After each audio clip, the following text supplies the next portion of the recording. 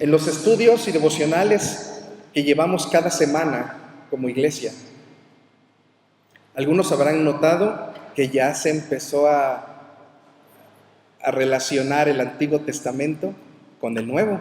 Hemos arrancado con Marcos y con la dinámica que traemos de los devocionales, pues Marcos se va en 1 o 2 semanas.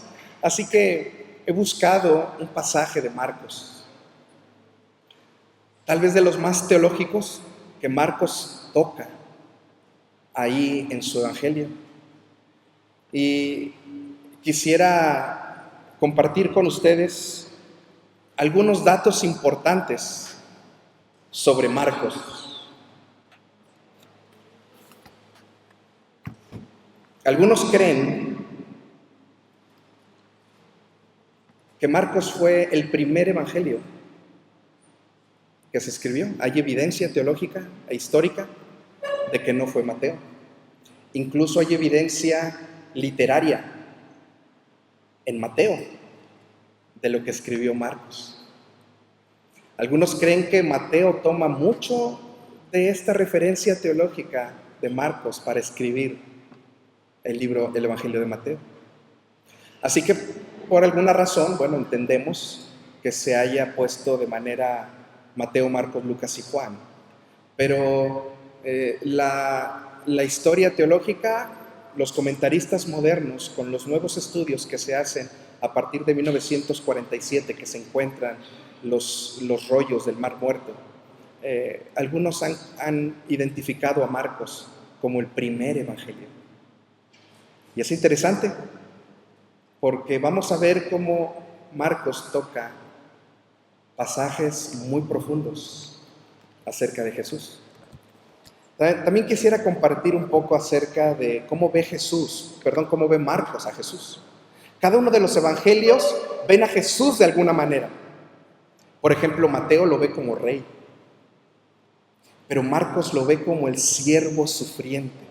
Marcos exalta mucho la humanidad de Jesús, dando a entender que efectivamente era Dios mismo, pero encarnado en un hombre, en Jesucristo. Por eso, si vemos a lo largo de estos 16 capítulos de Marcos, vamos a ver cómo Marcos identifica cómo es que Jesús sufría. Porque también Jesús quiere identificarse con nosotros en ese sufrimiento. Es interesante, 2 datos más importantes de Marcos. Es interesante cómo Marcos, siendo el primer evangelio, no fue un apóstol de Jesucristo, pero fue el primer evangelista que se anima a escribir un tratado sobre Jesús. No toca ni el nacimiento ni la genealogía, se va directo al grano, al inicio del ministerio de Jesús. Y ustedes podrán decir, ¿cómo es que se alimenta Marcos de todos esos antecedentes? Pedro, vemos como en Hechos, usted ha de acordar, si ha leído un poquito Hechos, en su primer viaje misionero, cuando Pablo se pelea con Bernabé, podemos ver cómo es que se aleja Marcos de Pablo por esa discusión. En ese tiempo no solo se queda con Bernabé, sino con Pedro. A tal grado que al final, en la carta de Pedro le dice a Marcos, mi hijo amado. Pedro, el apóstol Pedro, aquel líder de los apóstoles, en su carta al final le dice, mi hijo amado. Pero no solo eso, sino Pablo, en esa discusión que había tenido y se separaron, y ya no quiso que Marcos continuara con él en su segundo viaje misionero, allá a Timoteo le dice, tráeme a Juan Marcos, porque me es útil para el ministerio. Así que esto nos habla acerca de Marcos, cómo se había equivocado. Porque dice Pablo, nos abandonó y se fue al mundo, así dice Pablo. Le dice a Bernabé, no voy a permitir que él venga otra vez. En este segundo viaje misionero no voy a permitir que él venga, porque nos abandonó yéndose al mundo. Y Bernabé se pelea con Pablo y dice, yo sí voy a considerarlo. Y Bernabé, que eran familiares, lo toma y se va con este Marcos, que después es restaurado por el Señor. Esto nos habla cómo usted y yo, el Señor nos da la bendición de, aunque podamos tener un problema, cuando caigamos o cuando tengamos un bache en nuestra vida, Marcos es la vívida historia de que el Señor restaura, y aunque se alejó de él, le sirvió al Señor en su obra. Y aquí está el Evangelio de Marcos. Le voy a invitar a que abra, por favor, Marcos capítulo 7.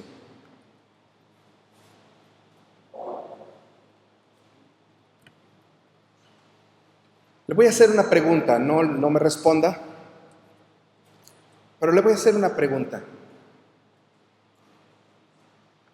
Si yo le dijera hoy,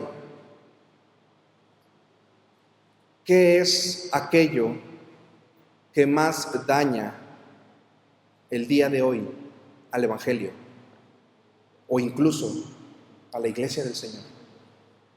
¿Qué podría usted pensar?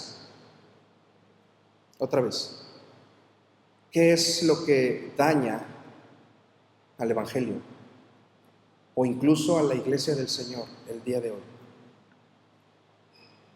Tal vez usted podría decir las falsas doctrinas, las falsas enseñanzas, tal vez el creciente libertinaje o liberalismo que empieza a plagar a nuestras iglesias cristianas. Posiblemente doctrinas como los judaizantes. En Cuautla ha crecido muchísimo. Tal vez esta religión musulmán que ha crecido en todos los países. Bueno, de hecho en Chiapas ya tenemos un gran número de esta religión del Islam. Sin embargo, hermanos, hoy quiero hablar con ustedes, hoy quiero hablar de algo que no solo yo considero un peligro para el Evangelio, sino muchos escritores, comentaristas y teólogos creen que esto de lo que vamos a hablar hoy es, junto con el liberalismo o el libertinaje,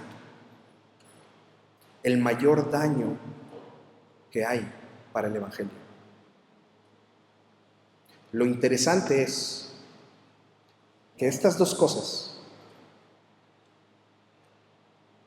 el legalismo religioso y el libertinaje, son dos cosas que no vienen de fuera, sino nacen del centro de la iglesia. El liberalismo religioso, el legalismo religioso y el libertinaje nacen del centro de la iglesia, no vienen de afuera, no nacen de allá afuera, nacen de aquí dentro, hermanos. Y es un terrible daño para el Evangelio, incluso para la iglesia del Señor. Acompáñeme, por favor.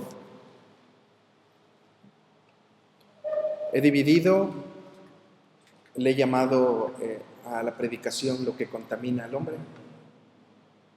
Algunas Biblias, como la 60, lo trae como su perícopa o como su subtítulo. Recordemos, hermanos, que estos subtítulos no son inspirados. Es importante mencionar que cuando Marcos o toda la Biblia se escribe, no se escribe por capítulos ni por versículos. Por ahí del año del siglo X, el año 1200, y después por ahí del 1500 los capítulos. Pero estas perícopas o subtítulos no son inspiradas, pero nos ayudan para darnos una relación de qué es lo que va a hablar el pasaje. En esta ocasión así es. Nos ayuda un poco el subtítulo, aunque no sea inspirado por Marcos, nos ayuda a entender un poco de qué va a hablar. Lo que contamina al hombre. Y el primer apartado lo he identificado del versículo 1 al 6. El legalismo religioso en contra de Jesús. Los primeros 6 versículos vamos a ver cómo los religiosos de aquel tiempo se fueron encima de Jesús. Y no es, hermanos, de esconder cómo es que desde Mateo hasta Juan, todos los legalistas, todos los fariseos, escribas que pertenecían a una secta judía, querían tentar a Jesús, lo querían hacer caer. Así que no voy a identificar todas las veces en que los fariseos iban a preguntarle algo a Jesús para tentarle. Podemos encontrar infinidad de pasajes en donde los fariseos querían tentar a Jesús. Pero Jesús siempre tuvo una respuesta para ellos. Otro asunto es pensar, hermanos. ¿Por qué el Señor Jesús no tuvo una palabra agresiva contra un pecador? Dura. ¿Por qué solamente contra los fariseos? ¿Por qué solo contra los escribas? Hipócritas les llamó. El Señor Jesús estaba indicando que mucho de lo que Él quería enseñar, además de la salvación al pecador, porque era su principal ministerio, al religioso le quería señalar su vida de pecado. Sí, hermanos, su vida de pecado. Y ellos así lo sintieron a tal grado que rechazaron a Jesús, porque ellos en la historia, en el momento en que ellos vivían, ellos eran el simbolismo de lo perfecto moralmente, la vida moral correcta. Vamos a ver qué dice el Señor Jesús. Marcos capítulo 7 del 1 al 6. Acompáñenme, vamos a la palabra de Dios.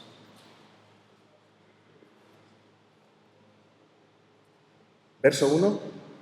Se juntaron a Jesús los fariseos y algunos de los escribas que habían venido de Jerusalén. Si leemos un poquito más atrás, el Señor Jesús se encontraba en Genezaret. Y en estas áreas alrededor, en realidad había muy poco judío. Pero habían ido estos fariseos, escribas de la ley, habían ido desde Jerusalén a Genezaret a tentar a Jesús. Ve al verso 2.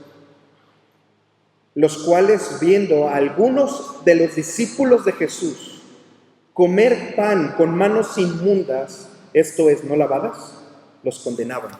Quiero explicar un poquito acerca de la ceremonia judía, no voy a extenderme. La ceremonia judía en la ley explicaba que los sacerdotes o cualquier persona que estaba a punto de llevar a cabo una ceremonia religiosa dentro del templo, en el Levítico, bueno, dentro del tabernáculo, necesitaba pasar por un lavado de manos, un símbolo de purificación. Pero esa simbología no era para quitarse el COVID de las manos o la salmonela. Era una simbología espiritual, ahora sí que simbolizando que era un limpio de corazón. Vean cómo había trasladado los fariseos, habían trasladado a tal grado que habían llevado hasta la hora de comer, al tomar los alimentos, el que tenían que lavarse las manos por una cuestión religiosa. La ley no decía eso, pero ellos lo habían identificado que se tenía que hacer así porque la ley lo decía, pero la ley no decía eso. La ley especificaba claramente cuándo había que hacerlo. Ahora, no estoy diciendo que no se laven las manos antes de ir a comer, pero la preocupación de los fariseos y los escribas no era para que no les fuera a dar salmonela o COVID o no sé qué enfermedad gastrointestinal a los apóstoles. Esa no era la intención de los fariseos. Y no fueron con los apóstoles. ¿Con quién fueron? Con Jesús. Porque el ataque era contra Jesús. Los religiosos, legalistas, fariseos, escribas, contra Jesús. Y fíjense, verso 3. Porque los fariseos y todos los judíos, aferrándose a la tradición de los ancianos, si muchas veces no se lavaban las manos, no comen. Yo esperaría que dijera aferrándose a la palabra de Dios, aferrándose a la ley. Ojalá hubiese dicho así, pero no, a la tradición, ni siquiera dice a la ley, a la tradición. Verso 4. Y volviendo de las plazas, si no se lavan las manos, no comen. Y otras muchas cosas hay que tomaron para guardar, como los lavamientos de los vasos de beber, y de los jarros, y de los utensilios de metal, y de los lechos. En este primer apartado, ¿qué es lo que estamos identificando? Aunque hoy el punto central es el legalismo, sí es importante identificar los dos extremos. El legalismo religioso por un lado y el libertinaje. Los dos, hermanos, estos dos aspectos, tanto el legalismo como el libertinaje, dentro de la iglesia del Señor, va a traer destrucción. Sí, hermanos. El Señor Jesús, su principal ataque fue contra el legalismo religioso. No voy a hablar de liberalismo. No es el tema de hoy el liberalismo. Espero que quede claro cuando digo liberalismo. El legalismo siempre va a ir por arriba de la palabra de Dios. Está la palabra de Dios. El legalismo siempre va a buscar imponer cosas por encima de lo que la palabra de Dios enseña, como en este caso. El liberalismo siempre va a ir buscando vivir por debajo del estándar bíblico. Si quedamos claros en eso, voy a hablar ahora solo del legalismo, cuando vamos por encima de lo que la palabra de Dios enseña. Vamos a ver la respuesta del Señor Jesús. Ahora viene lo contrario. No sé si a ustedes les gusta jugar squash. Avientas la pelota, pega y ahí viene de regreso. Y el Señor Jesús, de una manera muy sabia, sabiendo, era Dios, sabiendo lo que ellos pensaban. Acompáñenme, por favor, al verso 6 al 15. Perdón, me faltó el verso 5. Le preguntaron, pues, los fariseos y los escribas: ¿por qué tus discípulos no andan conforme a la tradición de los ancianos, sino que comen pan con manos inmundas? Hermanos, no se refería a la inmundicia, como dije un momento, de que no se habían lavado, porque hoy hasta gel bacterial usamos, ¿verdad? Pero esa no era la intención. Ellos traían un propósito espiritual, según ellos, pero era un propósito religioso de atacar a Jesús. Porque si todos los religiosos hacían eso, ¿por qué los discípulos, los apóstoles de Jesús no lo hacían? Y esperaban una respuesta de Jesús. Y fíjense cómo el Señor Jesús respondió, verso 6. Respondiendo él, les dijo: hipócritas, bien profetizó de vosotros Isaías, allá en Isaías capítulo 29.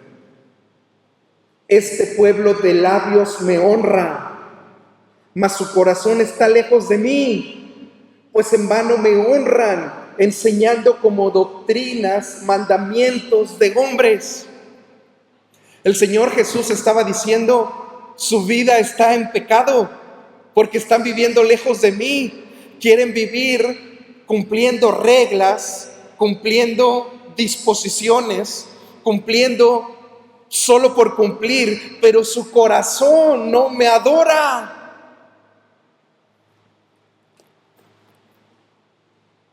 Verso 8, porque dejando el mandamiento de Dios, os aferráis a la tradición de los hombres, los lavamientos de los jarros y de los vasos de beber, y hacéis otras muchas cosas semejantes.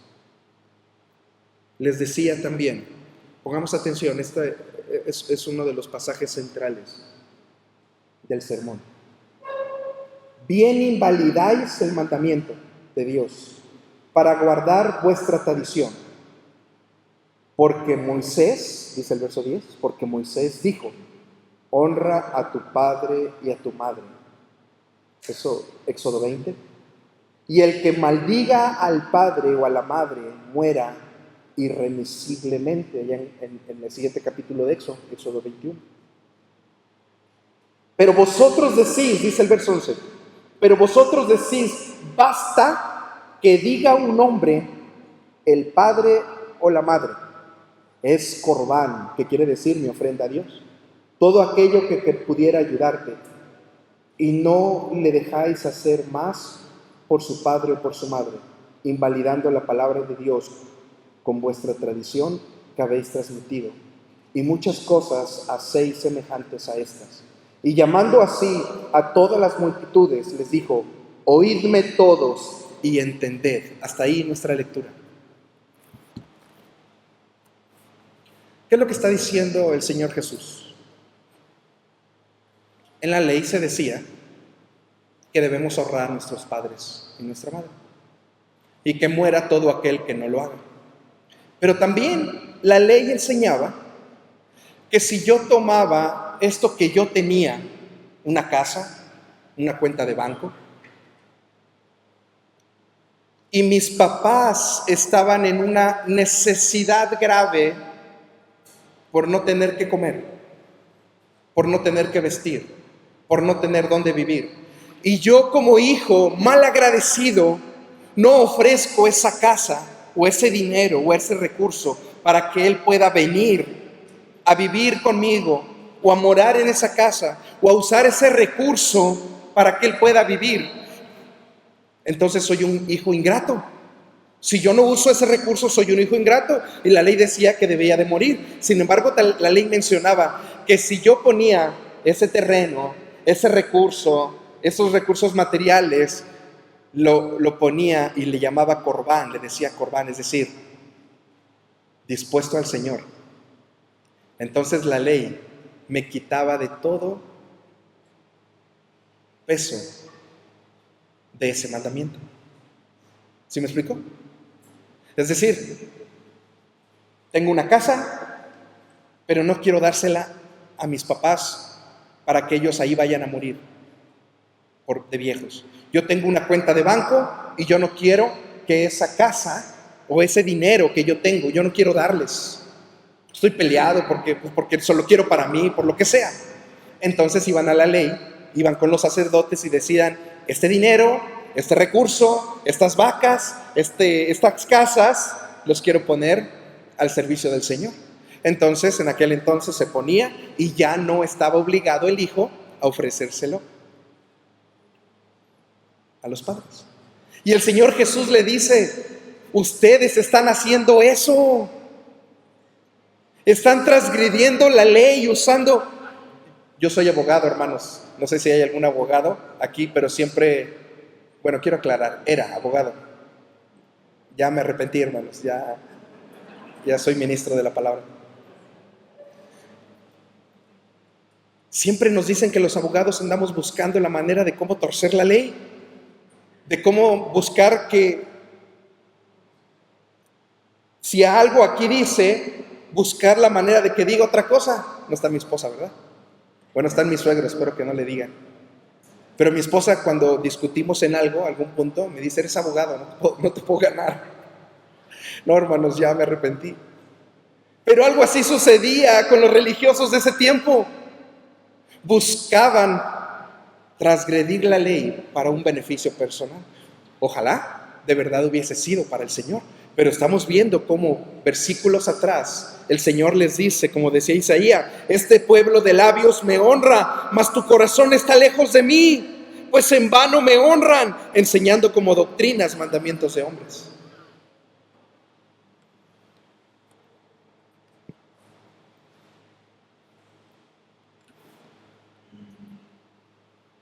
El legalismo, hermanos,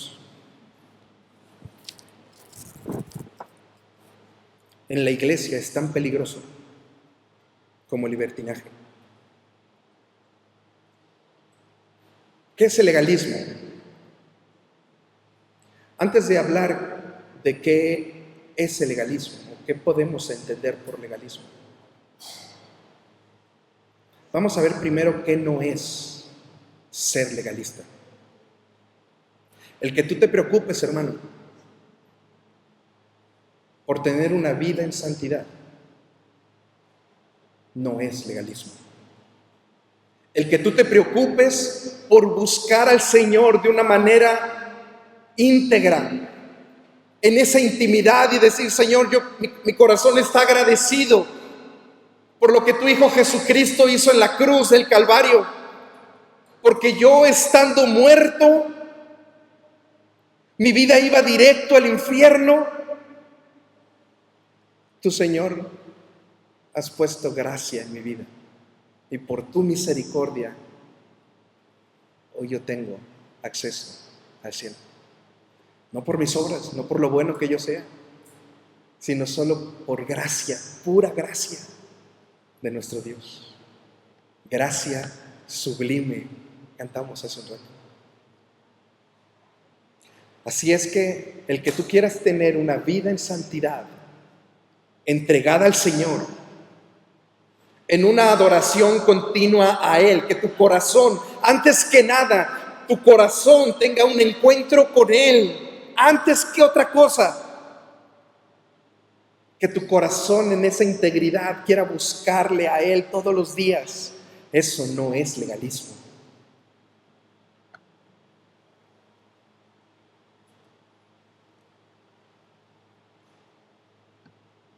El creyente tiene una responsabilidad personal en el proceso de la santificación.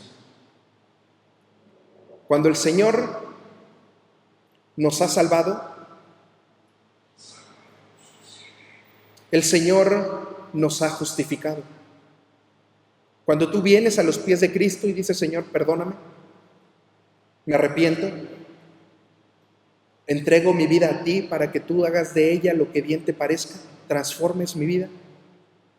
En ese momento, no sabemos cómo, pero en un acto somos justificados. El Señor nos hace santos, nos aparta en ese momento. Sin duda, el proceso de santificación va caminando, ahí empieza. No somos de la noche a la mañana unos, no, en algunos casos sí, pero en la mayoría no. Pasamos por un proceso, hermanos, pues el proceso no dure 20 años. Dices que estoy en ese proceso y dices ser cristiano desde hace 20, según tú aceptaste a Cristo hace 20, y sigues en la fornicación, sigues en el adulterio, sigues en las malas palabras, sigues en los malos pensamientos, en la lujuria. 20 años, hermanos. Y seguimos en borracheras, seguimos en las drogas. Yo no estoy diciendo que hoy recibas al Señor y el día de mañana ya se acabó eso. No, es un proceso que sin duda hay gente que lo ha hecho, pero no podemos legalizar diciendo, como yo lo hice, tú lo debes de hacer. Eso caemos en legalismo. Es un proceso. Lo que yo quiero tocar, hermanos, que la justificación es un acto de Dios. La santificación también, porque Él es el que nos santifica.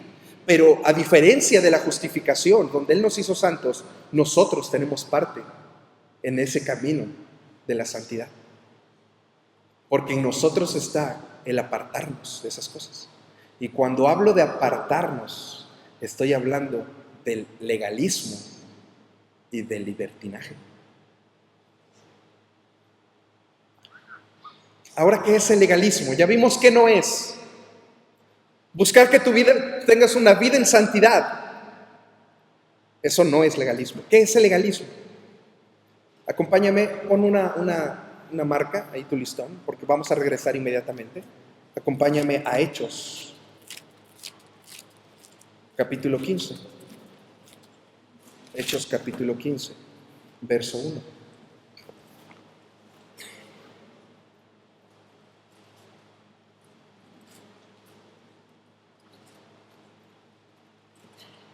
Hechos capítulo 15, verso 1.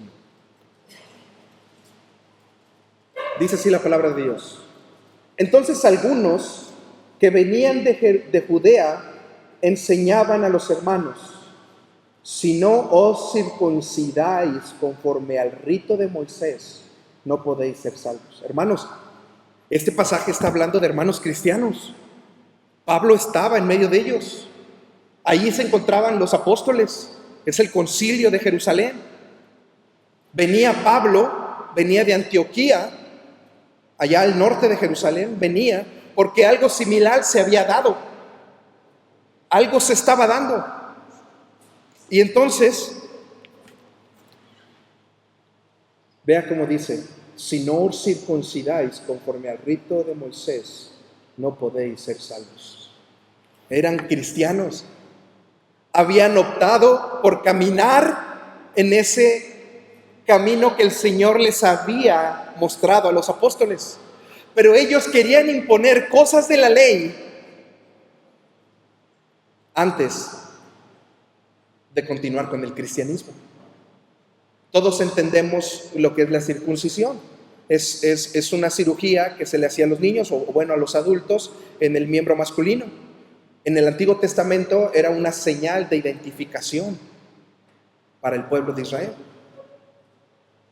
Pero el Señor les había dicho que eso había quedado en el pasado.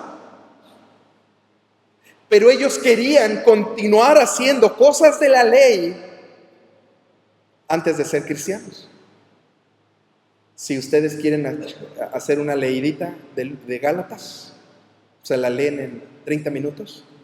El apóstol Pablo le dice a los Gálatas: la ley es maldición.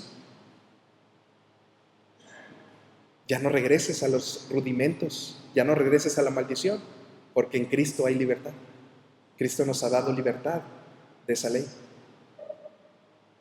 Y Pablo, ahí en Gálatas, le dice a Pedro que cómo es posible que él esté infundiendo el andar como los judaizantes, como los judíos, imponiendo cargas que ni siquiera él podía, como judío, llevar a cabo.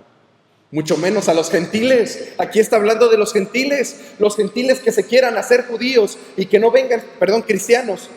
Aquellos gentiles que no eran judíos, que se querían hacer cristianos, primero tenían que circuncidarse. Es decir, primero se tienen que hacer judíos y después cristianos. Vea como el verso 5 ahí en Hechos capítulo 15, ahora el verso 5. Pero algunos de la secta de los fariseos, otra vez los fariseos, que habían creído, ¿en qué habían creído? En Cristo, se levantaron diciendo: es necesario circuncidarlos y mandarles que guarden la ley de Moisés. Vamos a regresar otra vez a Marcos. Entonces, ¿qué es el legalismo? En un estricto sentido, porque vamos a identificar el legalismo en dos partes. En un estricto sentido es imponer cargas, imponer obras para la salvación, cuando la Biblia dice que solo es por gracia y no por obras, para que nadie se gloríe. Sin embargo, vamos a ver pasajes como el que estamos viendo, que no solo hablan de salvación, porque no están hablando ahí de temas de salvación, el capítulo 7 de Marcos. Están hablando de llevar a cabo cosas para buscar la bendición de Dios. ¿Qué es lo que hacía el judío o los fariseos y los escribas? Buscaban hacer cosas para que al resultado de esas cosas ellos pudieran decirle al Señor: bendíceme, Señor, bendíceme. Yo me estoy lavando las manos, yo estoy ayunando. Hay otro pasaje acerca del ayuno que le dicen: ¿por qué tus apóstoles no ayunan si nosotros y los discípulos de Juan sí ayunamos? Eso es otra manera de legalismo. Así que quiero que quede bien identificado esto, hermanos. También el legalismo, los fariseos religiosos buscaban hacer cosas para agradar a Dios, para obtener el favor de Dios. Mientras el legalismo nos dice que debemos obedecer para obtener el favor de Dios o para ser aceptados por Él, fíjense lo que dice el Evangelio. En el Evangelio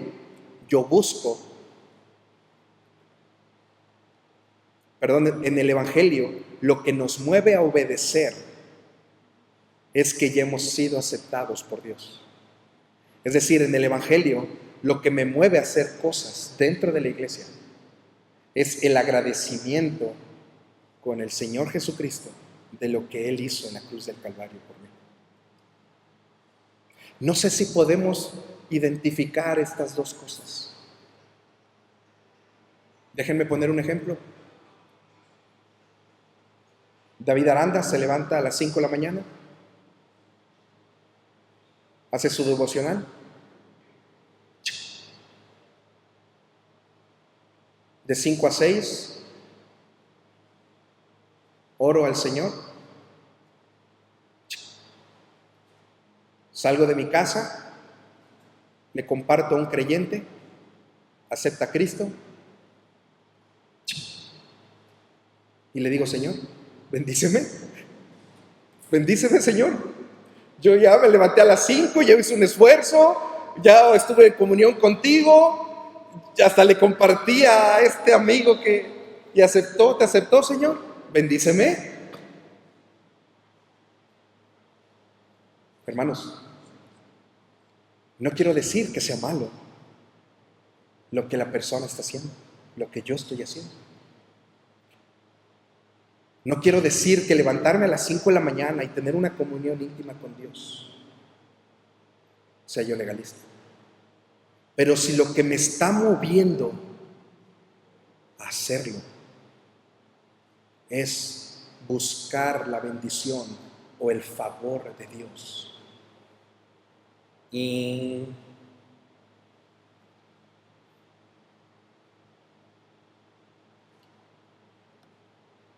si yo como cristiano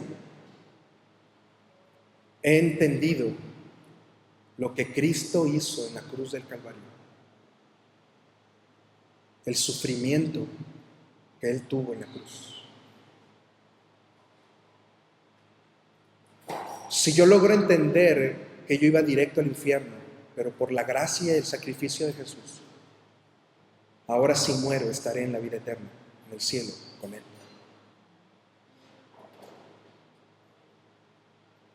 Mi reflejo natural va a ser obedecer. No sé si hay algún pediatra entre nosotros, pero a mí me llevaban de chiquito con un pediatra a Puebla que jugaba con nosotros, nos ponía en la mesa de exploración, agarraban su martillito, nos pegaban en la rodilla y brincaba la rodilla. Bueno, todavía, ¿verdad? Sí lo hace. A veces lo hago yo solito jugando. Perdón, no solían de mí. A veces lo hago con mi mano y encuentro el lugar y resulta que mi pierna salta. Así debe de ser el Evangelio, hermanos, en nuestra vida. Un reflejo natural. Algo que no tenga que buscar un esfuerzo. No es un esfuerzo, es un reflejo natural, porque yo he creído en Cristo como mi Señor y en agradecimiento a lo que Él hizo en mi vida, yo obedezco. La obediencia en el creyente, hermanos, no es la meta. Si tú eres de los que dicen: Señor, mi meta es obedecerte, Padre, yo quiero llegar y ser obediente a ti, estamos viviendo en legalismo. Nuestra meta debe ser una intimidad, tener una comunión con Dios, un corazón de adorador, para que mis labios, como dice Marcos, que decía Isaías, bueno, Jesús, Marcos lo escribió, pero allá Isaías decía, de labios me honran. Hermanos, venir a la iglesia y levantar nuestras manos no es adorar a Dios. No estoy diciendo que sea malo, pero cualquier persona de allá afuera, no creyente, puede llegar y en una emoción levanta sus manos. A mí me gusta levantar mis manos, no estoy diciendo que los hermanos que lo hagan están mal, no. Pero ¿qué es lo que te está motivando a hacerlo? Si es la pura emoción, si acabo de salir del motel, si acabo de hacer esta o alguna otra cosa o algo, una práctica de pecado en mi vida y llego aquí y adoro a Dios, leo la Biblia, escucho al predicador. Eso no es estar adorando a Dios, hermanos. La meta final no es la obediencia. La meta que nosotros debemos de buscar es la intimidad con Dios. Y la obediencia va a ser el resultado. Natural, como la piernita. Yo obedezco, yo tengo intimidad con Dios. Yo obedezco, yo tengo intimidad con Dios. No me va a costar trabajo.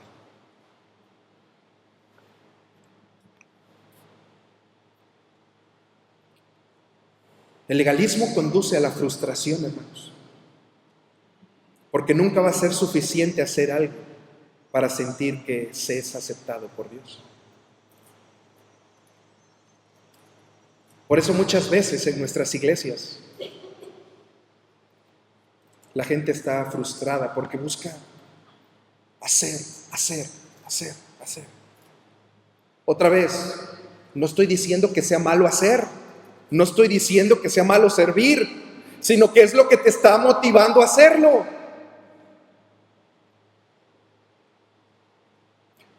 Pero si yo lo único que hago es hacer, porque quiero ser bendecido, quiero encontrar el favor de Dios, quiero buscar que el Señor me bendiga.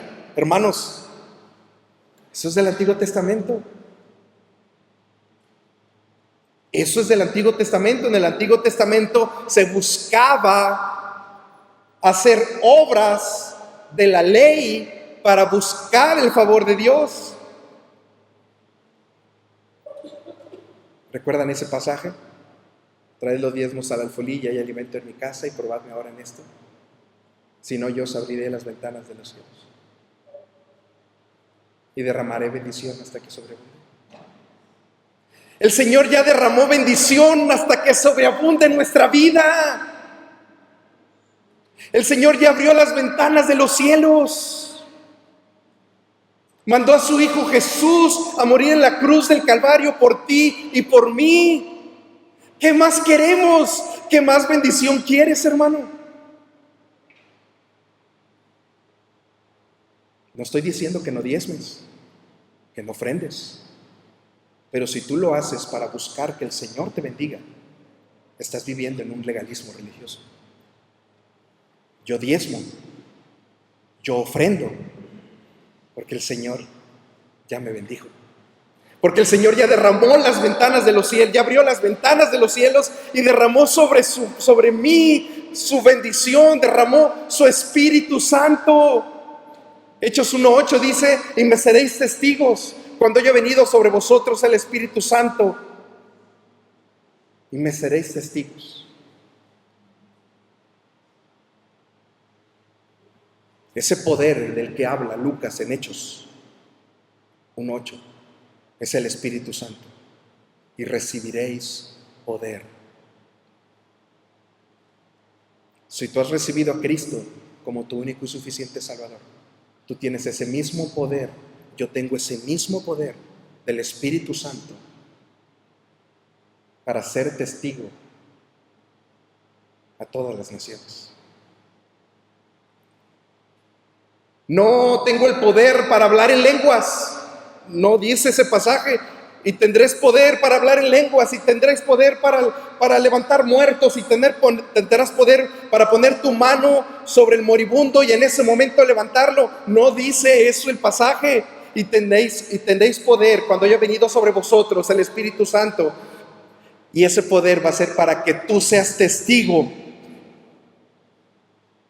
en Morelos, en México, hasta el último de la tierra, en Lomas de Cocoyoc, en Jerusalén, en Judea, en Samaria y hasta lo último de la tierra.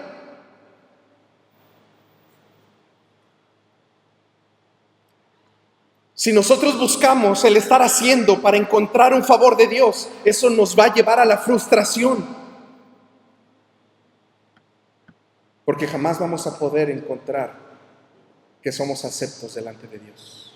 Jamás nos vamos a sentir aceptados delante de Dios si buscamos solo hacer, sin antes haber tenido una intimidad con Dios. Cuando yo busco al Señor de corazón y me levanto a las 5 de la mañana y oro y comparto el Evangelio, buscando que mi vida crezca en santidad, en esa relación con Dios, la bendición de Dios, hermanos, en mi vida va a ser natural. Pero si tú lo estás buscando, estás viviendo un legalismo religioso.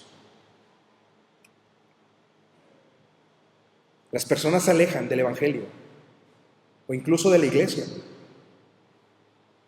porque pensar en cumplir una serie de normas y requisitos para obtener el favor de Dios es imposible. La gente se cansa de estar haciendo sin sentir el favor de Dios. Isaías 64 decía: sus obras buenas, sus justicias, hablando de las obras buenas, decía el Señor, son como trapos de inmundicia. Aquellos trapos que usaban las mujeres en su tiempo de su regla. A eso se refiere. Esas obras, sin tener una comunión con Dios. Para el Señor, hermanos, un corazón que no es adorador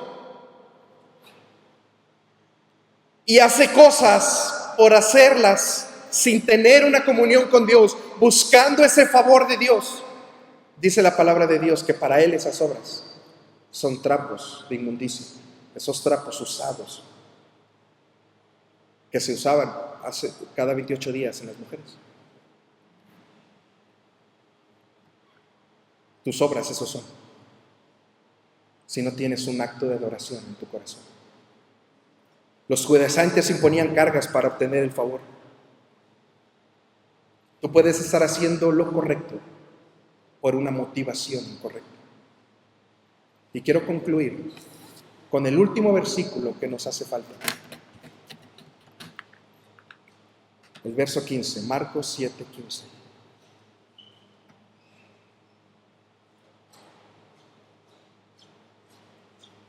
Dice así: nada hay fuera del hombre que entre en él, que le pueda contaminar. Pero lo que sale de él, eso es lo que contamina al hombre. ¿En dónde está nuestra sociedad, hermanos? ¿En el mundo? Ya no voy a ver YouTube, ya no voy a ver TikTok, porque eso me contamina. No, hermano. Lo que te contamina está en ti. Nada de lo que hay fuera contamina al hombre. La suciedad está en mí, está en nosotros. Todo lo que contamina al hombre sale de él. Ya quité el Facebook, ya no voy a ver el Facebook porque no, hermano. Si tú tienes una vida centrada, la lujuria va a estar alejada de ti. La pornografía va a estar alejada de ti. Y tantas cosas de lo que tú puedas estar adoleciendo. No te estoy diciendo que te la pases la tarde viendo Facebook, YouTube, las comedias, no. La adoración es un reflejo natural de un corazón agradecido. En el Evangelio, yo obedezco a Dios porque ya fui bendecido y aceptado por Él. Apréndete esta frase porque lo vamos a repetir una vez más. En el Evangelio, yo obedezco a Dios porque ya fui bendecido y aceptado por Él. Repítelo conmigo. En el Evangelio, yo obedezco a Dios porque ya fui bendecido y aceptado por Él. Ponte de pie, vamos a orar. Señor, en el nombre de Jesús, Padre, te quiero pedir perdón, Señor, porque muchas veces en mi vida, Padre, ha habido legalismo. He buscado hacer, buscando agradarte a ti, buscando más bien tu bendición.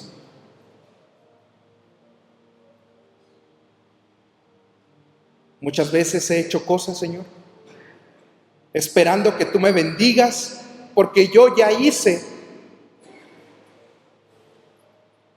algo, Señor, de lo que tu palabra enseña.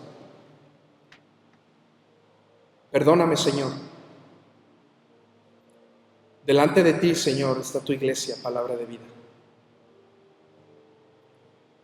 Si alguno de mis hermanos, así como yo, en su vida, Señor, ha habido o hay algo de legalismo, en donde ellos busquen hacer, al igual que yo, cosas para obtener tu bendición, para decir, ya quiero que me bendigas, porque estoy haciendo lo correcto, porque estoy buscando hacer lo correcto de lo que tu palabra dice. Ahora necesito tu bendición, Señor. ¿Por qué me está yendo mal si estoy haciendo lo correcto delante de ti?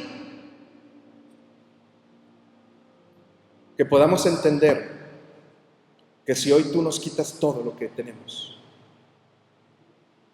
casa, terrenos, dinero, familia, no tendríamos nada que reclamarte, porque tú ya has abierto las ventanas de los cielos y has derramado bendición hasta que sobreabunde